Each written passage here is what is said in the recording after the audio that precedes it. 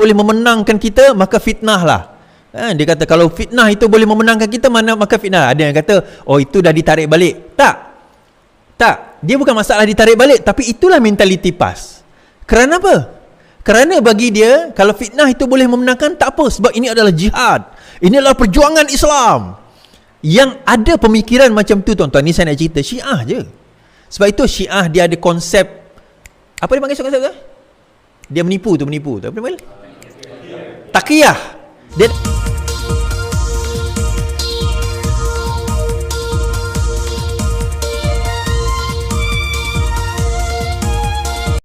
tekan butang subscribe, like dan aktifkan lonceng. Alright, Assalamualaikum warahmatullahi wabarakatuh. Sekarang ada sound, sorry. Salam sejahtera, salam reformasi, salam perjuangan. Saya ucapkan kepada rakan-rakan yang menonton saya pada malam ini. Terima kasih di YouTube, Facebook, di TikTok. Terima kasih kerana bersama dengan saya di Twitter juga. Kalau suara tak okey, tolong inform saya suara okey tak okey. Malam ini insyaAllah saya tak bersiaran beberapa hari ni sebab ada apa orang kata, dah ada kerja kan. So kita dah ada hashtag Ayo Gempur. Come on kawan-kawan, hashtag Ayo Gempur. Yes.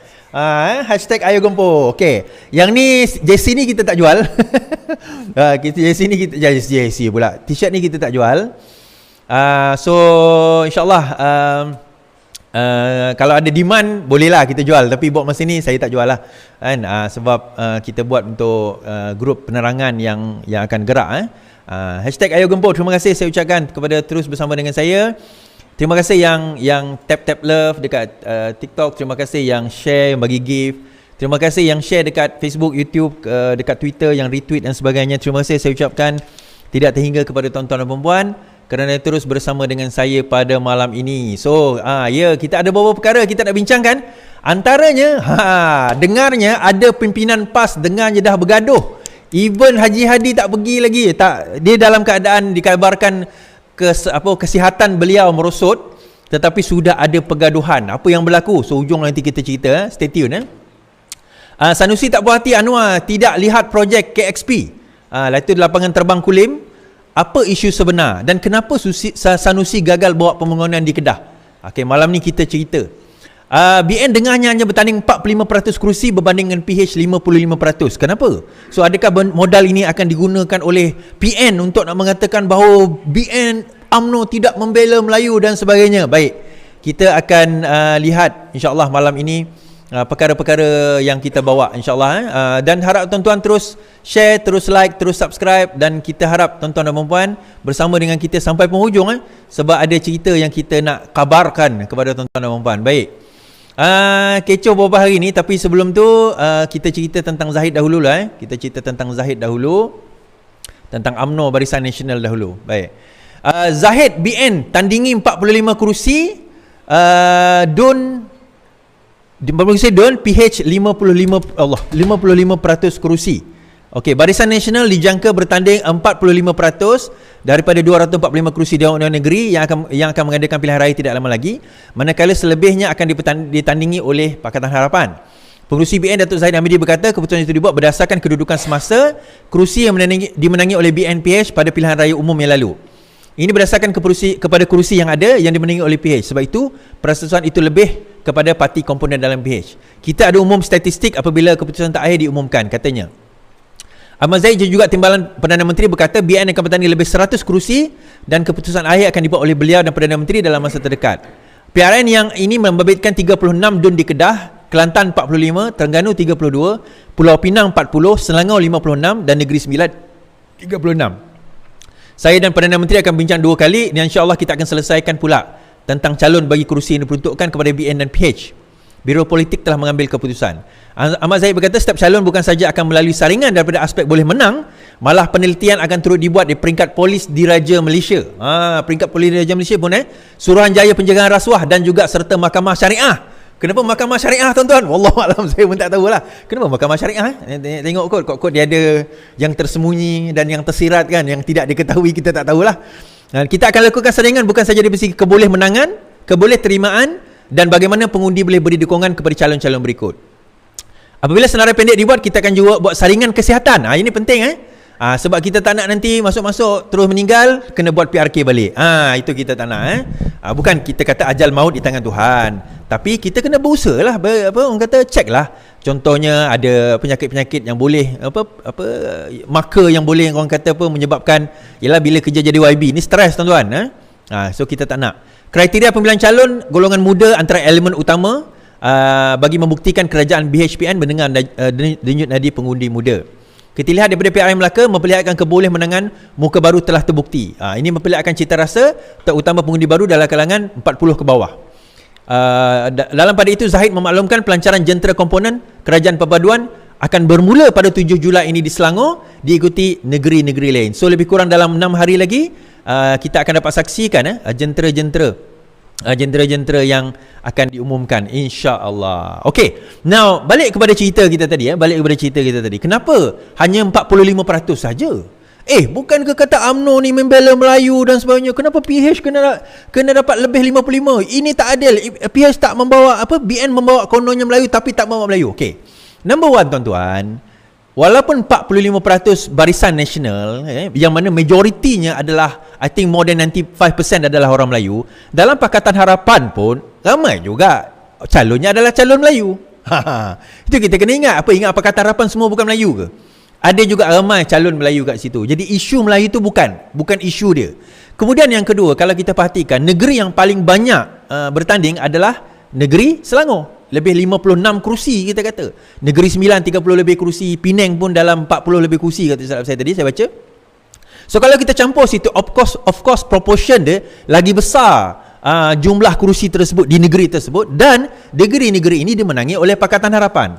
Now di sini menunjukkan pada peringkat awal perbincangan pun kita nampak bahawa sebenarnya tak ada pergaduhan pun di kalangan PH dan BN. Yang orang PN duk cakap BN dan PH akan bergaduh, akan bertarik rambut, akan masam-masam muka, akan meninung, akan itu, tak ada sebenarnya. Di peringkat atasan, di peringkat pimpinan, kita dah settle formula. Formula dia, siapa incumbent artinya siapa yang menang, dia kekal bertanding di situ.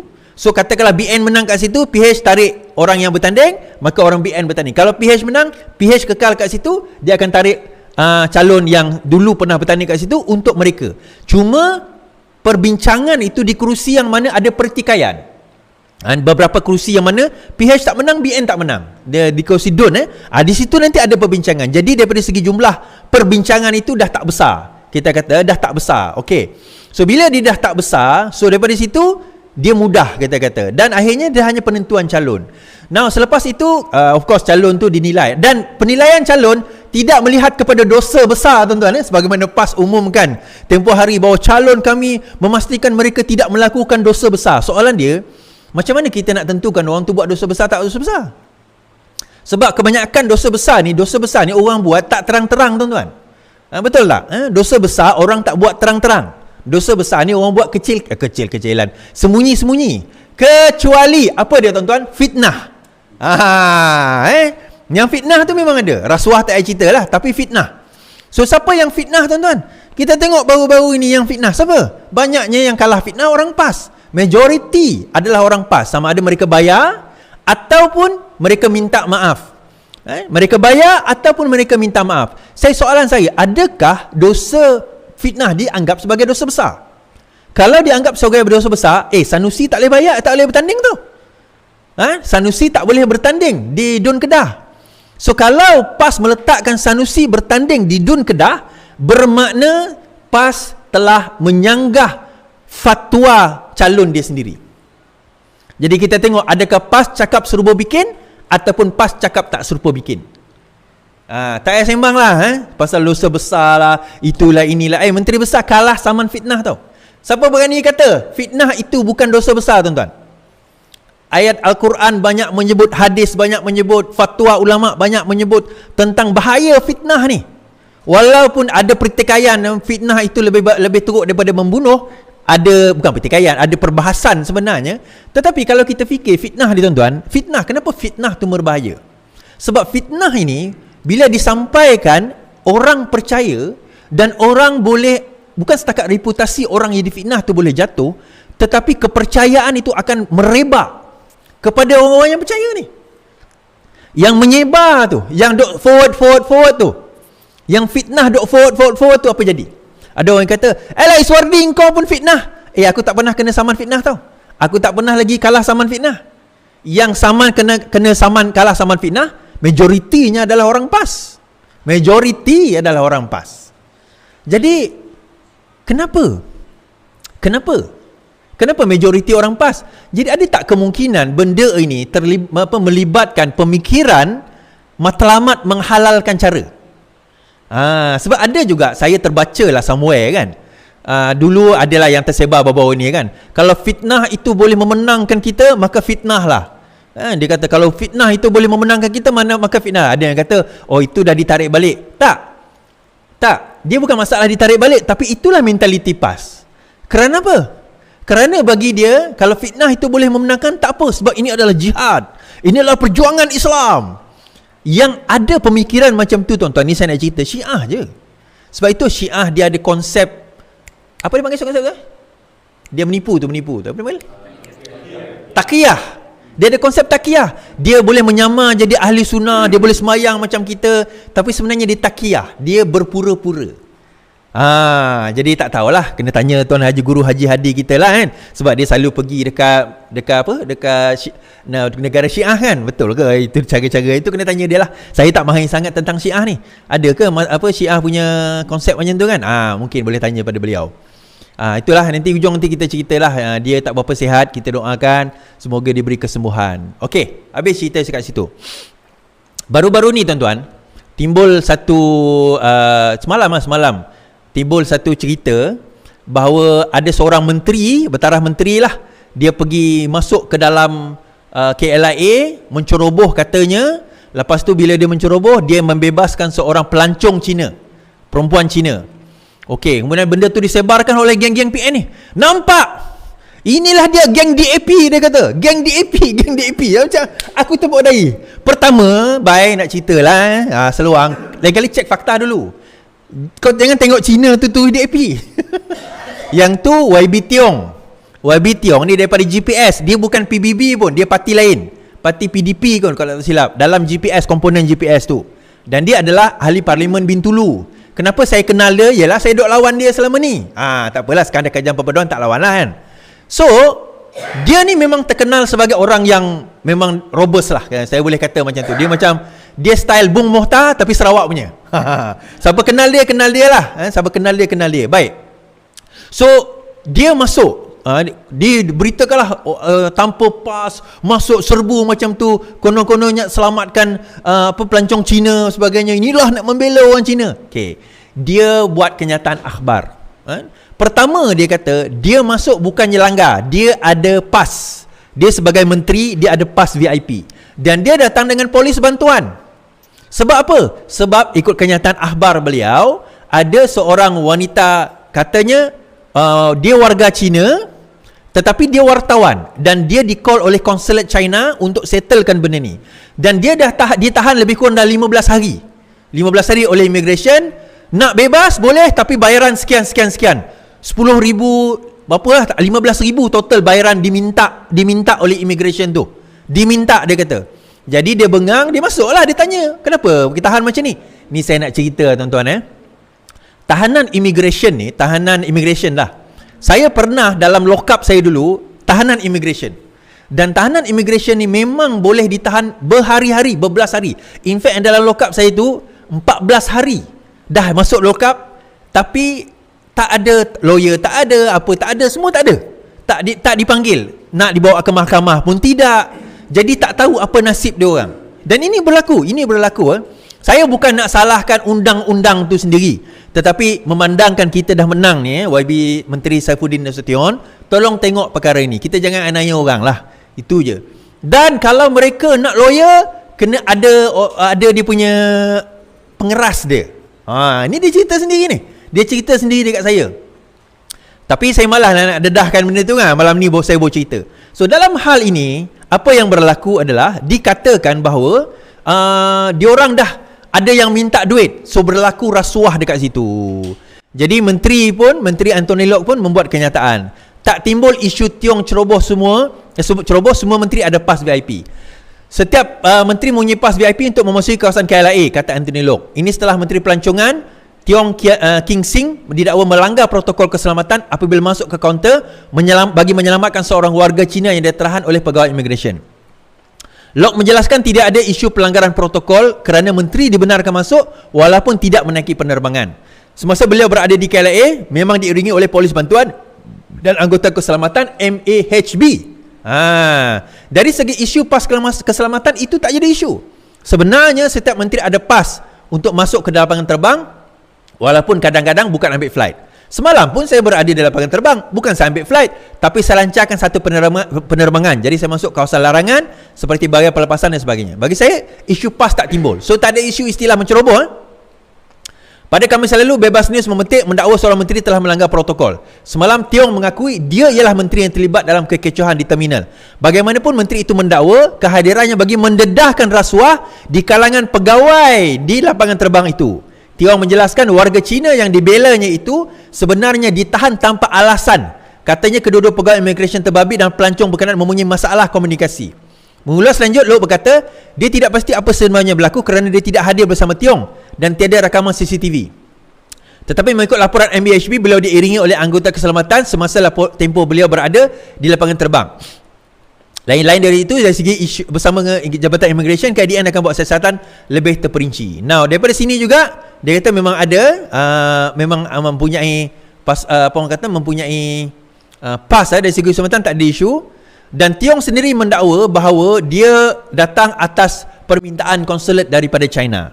Alright, so sebenarnya tak ada isu pun. Okey, terdapat dakwaan rasuah. SPRM hari ini mengeluarkan kenyataan bahawa SPRM akan menyiasat akan dakwaan rasuah tersebut. Mereka akan menyiasat, mereka akan mengadakan siasatan. Yang saya bacakan ini, SPRM siasat aduan rasuah di KLIA seperti didakwa menteri. Okay, kita baca kenyataan. SPRM siasat aduan rasuah seperti didakwa menteri. Suruhanjaya SPRM akan menyiasat dakwaan rasuah sebagaimana didakwa oleh menteri. Berhubung dakwaan rasuah oleh Menteri Pelancongan, SPRM akan menyiasat perkara itu. Kami akan mendapatkan maklumat daripada semua pihak dan menyiasat sewajarnya. Oleh itu kami menggesa orang ramai supaya tidak mensensasikan atau membuat spekulasi mengenainya. Kami selalu, portal Bebas News melaporkan seorang menteri didakwa melanggar protokol dengan menyerbu kaunter immigration untuk menyelamatkan seorang pelancong. Okey. Tiong mengakui dia menteri yang terbabit dan menyatakan ada usaha menyelamatkan wanita itu membongkar dakwaan rasuah di kalangan pegawai KLIA. Dia mendakwa beberapa pegawai immigration meminta rasuah sehingga RM3,000 dari pelancong yang ditahan. Mereka juga menggesa SPRM menyiasat perkara itu dan mengatakan akan memberi maklumat yang diperlukan. Kenyataan Tiong bagaimanapun tidak mendedahkan identiti wanita diselamatkannya. Bagaimanapun, The Star memetik sebagai berkata bahawa wanita itu adalah kaki tangan stesen TV milik kerajaan China yang tiba di Malaysia bersama dengan pegawai atasannya. The Star melaporkan pegawai kanan itu dibenarkan masuk pegawai immigration dan meminta bantuan daripada Konsulat Jeneral Malaysia di Guangzhou. Tiong dipetik berkata dia menerima panggilan daripada kaki tangan konsulat berhubung kejadian itu. Sementara itu, kedutaan China di Malaysia berkata pihaknya sedang menyemak dengan pihak berkaitan untuk mendapat maklumat lanjut. Kami telah melihat laporan berita dan sedang menyemak. Kedutaan China amat mementingkan dan melakukan segala usaha untuk melindungi hak dan kepentingan sah warga negara China di Malaysia. Okey. Jadi perkara itu sekarang ini telah disiasat. RM3,000 dan saya sebut tadi RM15,000, saya tak tahu baca kat mana. Tapi RM3,000 dikatakan dakwaan itu ada rasuah tersebut dikatakan berlaku. Kalau kena bang, tak berbaloi RM3,000 tu tak berbaloi RM3,000 tersebut. Okey. Sekejap.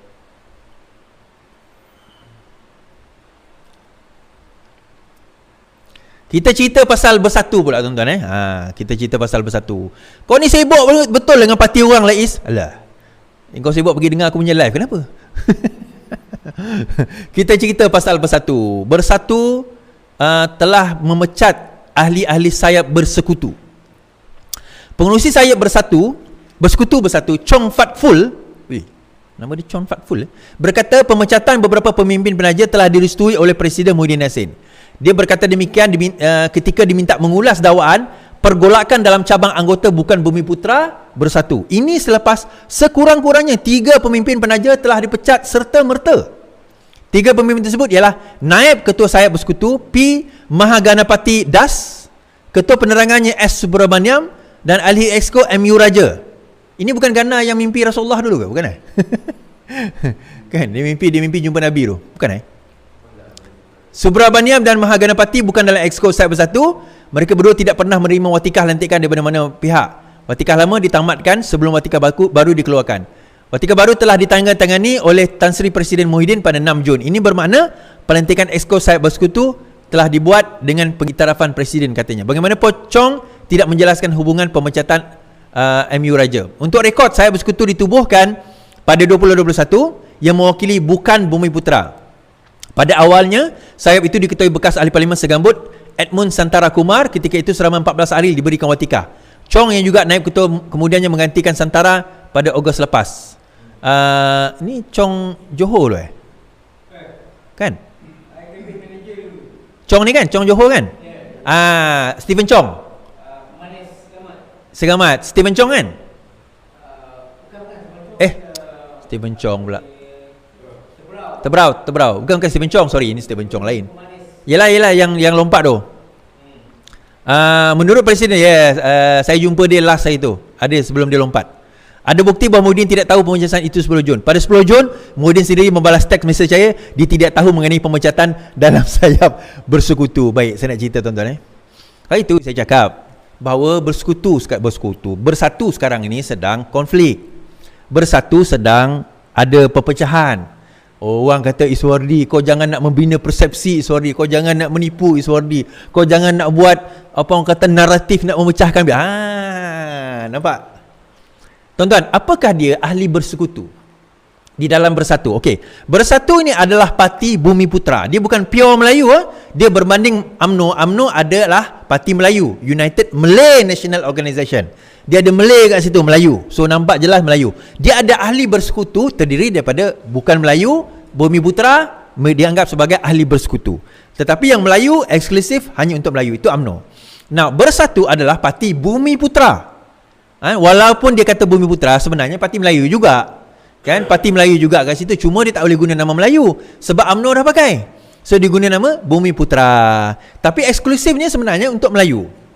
Okey, sebab itu orang seperti Ali Biju.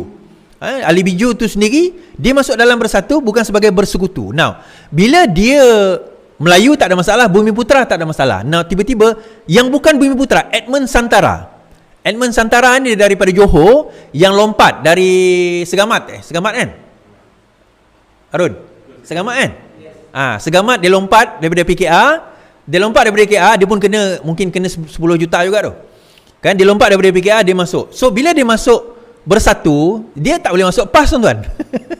Boleh lah dia masuk PAS, tapi dia jadi ahli bersekutu juga. So dulu saya pernah tanya, so kalau Edmund ni masuk mana? Takkan nak masuk gerakan? Kan? Takkan nak masuk PAS? So ujungnya tahun 2021 dia orang buat bersekutu, ahli bersekutu. Nah, ahli bersekutu ni adalah orang bukan Melayu, bukan Bumiputra, boleh menyertai Bersatu. Cuma ahli bersekutu ni kalau tak silap saya dalam perlembagaan parti mereka tidak boleh mengundi. So dia ada sayap ahli bersekutu sendiri, dia ada dia punya komponen sendiri, tetapi untuk pengundian besar dia tidak boleh mengundi. Itu secara umum. Mungkin Bersatu tukar dia punya perlembagaan, saya tak sure, tapi secara umumnya begitu. Namun apa yang berlaku setelah 2021, what happened now, berlaku perpecahan besar di kalangan ahli-ahli bersekutu ni di dalam Bersatu. Berbelit lidah aku nak sebut bersekutu di dalam Bersatu. Kan? So berlaku perpecahan, pergaduhan di antara mereka sehingga akhirnya memecat berlaku. Ni tuan-tuan, 2021, 2022, 2023, tak sampai 2 tahun ditubuhkan dah gaduh sebegitu rupa. Kenapa? Pengkhianat akan dikhianati. Tu point dia. Kan? Dalam hidup ni tuan-tuan, janganlah khianat kat orang. Terima kasih. Janganlah khianat kat orang.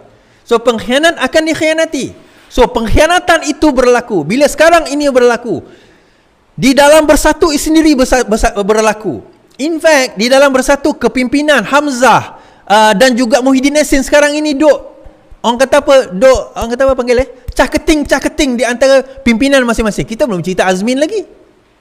Setelah dia berjaya singkirkan Zuraidah, setelah berjaya Zuraidah disingkirkan daripada Bersatu, sekarang ini kumpulan daripada Azmi ini nak naik memanjat ke atas pula.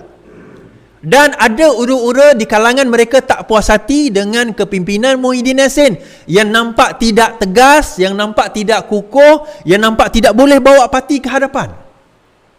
Yang nampak sekarang ini asyik siapa yang ke depan tuan-tuan? PAS.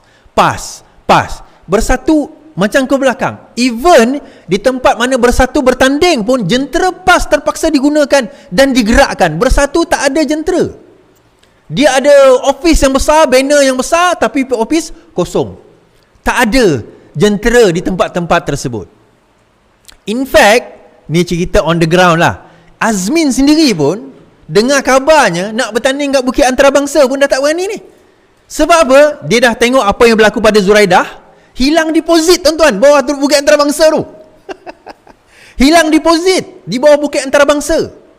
So bila hilang deposit di bawah di bawah Ampang, Dun Ampang, Parlimen Ampang, Parlimen Bukit Antarabangsa, Bukit Antarabangsa ni di bawah Parlimen Ampang.